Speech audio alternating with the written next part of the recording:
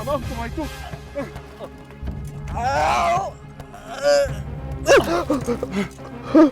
ಯಾವುದೋ ಪ್ರಾಣಿ ನೀರು ಕುಡಿಯುತ್ತಿರುವುದೆಂದು ತಿಳಿದು ಬಾಣ ಪ್ರಯೋಗ ಮಾಡಿಬಿಟ್ಟೆನಲ್ಲ.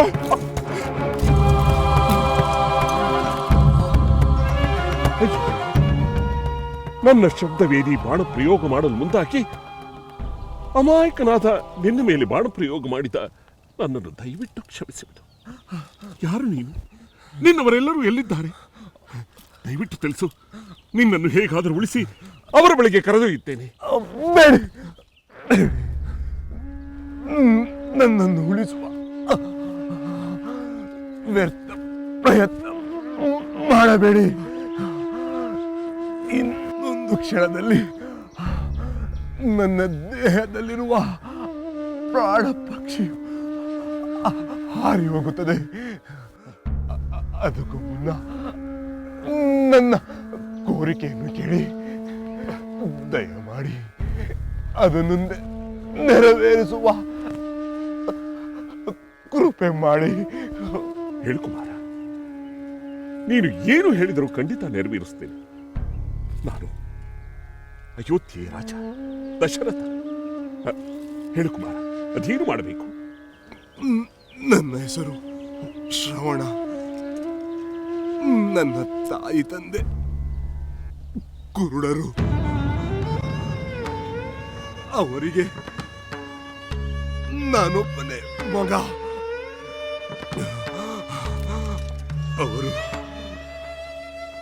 30 ಬುಟ್ಟಿಯಲ್ಲಿ ತೀರ್ಥಕ್ಷೇತ್ರಗಳನ್ನು ಸಂಚಾರ ಮಾಡುತ್ತಿದ್ದೆ. ಅವರು ಕುಡಿಯಲು ನೀರು ಕೇಳಿದರೆಂದು ಬುಟ್ಟಿಯನ್ನು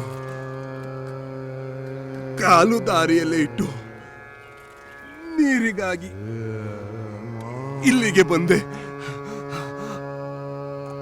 ಅವರೀಗ ನಾನು ತರುವ ನೀರಿಗಾಗಿ ಕಾಯುತ್ತಿರುತ್ತಾರೆ. ಆದರೆ ಅವರ ದಾಹ ಹಿಗಿಸುವ ಇಂದಿಗೆ ಕೊನೆಯಾಯಿತು. ದಯಮಾಡಿ ಅವರಿಗೆ ನೀರು ಕೊಟ್ಟು ಅವರ ಬಾಯಾರಿಕೆಯನ್ನು ಹೋಗಲಾಡಿಸುವಿರಾ? ಖಂಡಿತ ಕುಮಾರ, ಖಂಡಿತ. ಈ ನೀರನ್ನು ಅವರಿಗೆ ಕುಡಿಯಲು ತಲುಪಿಸುತ್ತೇನೆ. ಯೋಚನೆ ಮಾಡಬೇಡ. ಅಪ್ಪ, ಅಪ್ಪ, ಯೋಚನೆ ಮಾಡಬೇಡ. ಅಪ್ಪ,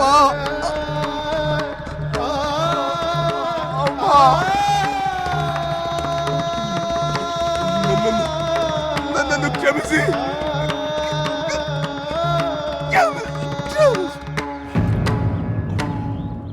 ಕುಮಾರ, ಕುಮಾರ,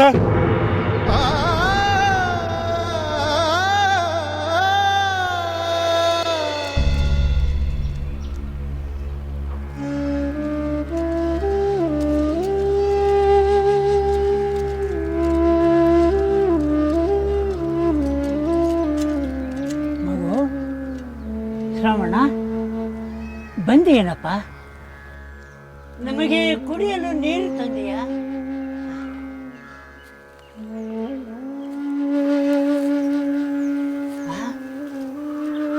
ನಮಗೆ ಕುಡಿಯಲು ನೀರು ತರಲು ಹೋದದ್ದು ನನ್ನ ಮಗ ಶ್ರವಣ ನಾನೇ. ನೀರು ತಂದು ಕೊಡುತ್ತಿರುವವನು ನೀನು ಬೇರೆ ಯಾರು? ಯಾರಪ್ಪ ನೀನು? ಹೌದು, ನನ್ನ ಮಗ ನಮಗೆ ನೀರು ತರಲೆಂದು ಹೋದ. ಅವನ ಬದಲು ನಮಗೆ ನೀರು ತಂದಿರುವ ನೀನು ಯಾರಪ್ಪ? ರಘುವಂಶದಲ್ಲಿ ಜನಿಸಿದ ಅಯೋಧ್ಯೆಯ ಅಧಿಪತಿಯಾದ ದಶರಥ ಮಹಾರಾಜ. ನಿನಗೆ ಸಾಷ್ಟಾಂಗ ಪ್ರಣಾಮಗಳನ್ನು ಮಾಡುತ್ತಾರೆ.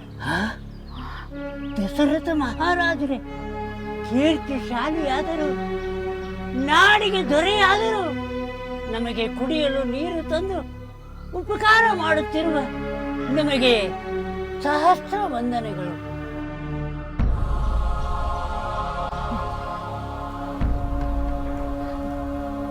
ಮಹಾಪ್ರಭು, ನನ್ನ ಮಗ ನಮಗೆ ನೀರು ತರಲು ಹೋದ. ಬಹಳ ಹೊತ್ತಾಯಿತು. ಬಹಳ ಕಾಲವಾದರೂ ಅವನು ಹಿಂತಿರುಗಿ ಬಂದಿಲ್ಲ.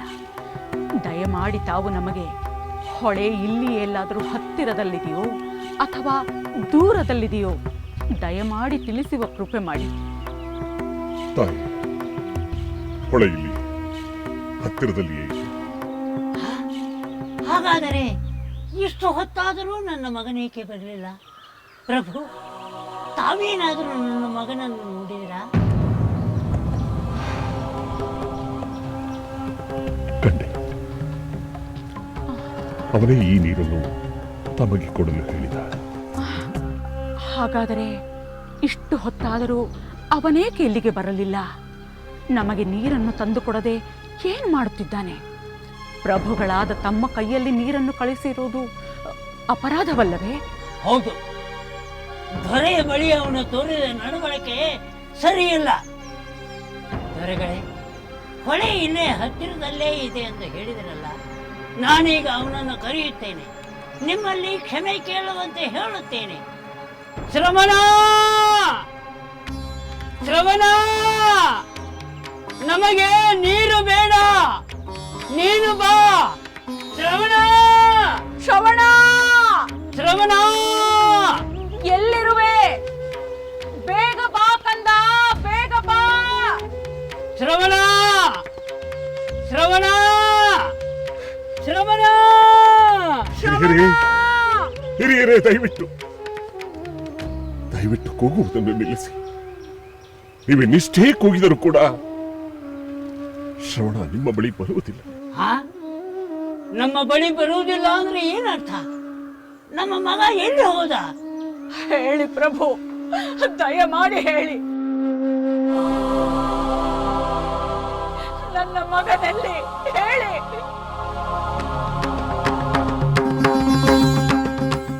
ದಯವಿಟ್ಟು ನನ್ನನ್ನು ಕ್ಷಮಿಸಿ.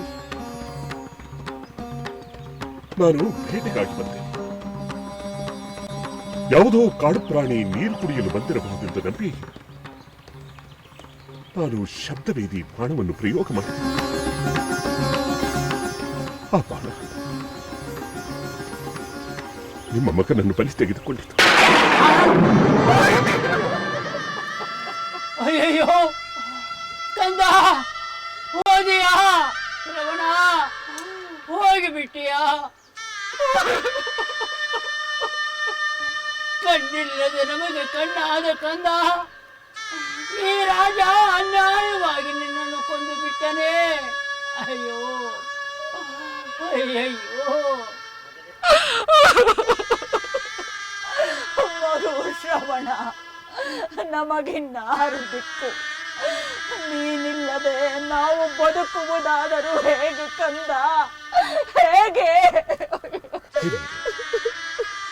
ನಿಮಗೆ ನಿಮ್ಮ ಜೀವನದ ಚಿಂತೆ ಬೇಡ. ಅದಕ್ಕೆ ಬೇಕಾದ ವ್ಯವಸ್ಥೆಯನ್ನು ನಾನು ಮಾಡುತ್ತೇನೆ. ಬೇಡ, ಬೇಡ. ನನ್ನ ಮಗನನ್ನು ಕೊಂದು ನೀನು ಮಹಾಪಾಪಿ. ನೀನು ತಂದು ಕೊಟ್ಟ ನೀರನ್ನು ಕುಡಿಯೋದು ಕೂಡ ಮಹಾಪಾಪ. ಹೋಗು ಇಲ್ಲಿಂದ.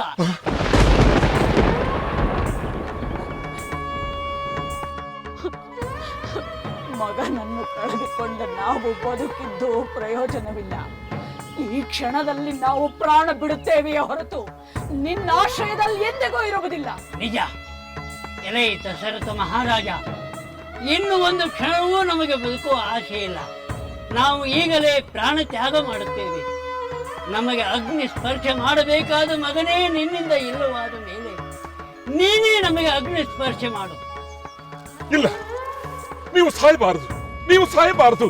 ಇಲ್ಲ, ನಮ್ಮನ್ನು ಉಳಿಸಿಕೊಳ್ಳಲು ನಿನ್ನಿಂದ ಸಾಧ್ಯವಿಲ್ಲ. ಪುತ್ರ ವಿಯೋಗ ಶೋಕದಿಂದ ನಮ್ಮನ್ನು ಸಾಯುವಂತೆ ಮಾಡಿದ ನೀನು ಸಹ ಆ ಪುತ್ರ ವಿಯೋಗ ಶೋಕದಿಂದಲೇ ನಿನ್ನ ಪ್ರೀತಿಯ ಪುತ್ರನು ದೂರನಾದಾಗ ನೀನು ಮರಣ ಹೊಂದು. ಈಗ ನಮಗೆ ಅಗ್ನಿ ಸ್ಪರ್ಶ ಮಾಡು, ಅಗ್ನಿ ಸ್ಪರ್ಶ ಮಾಡು.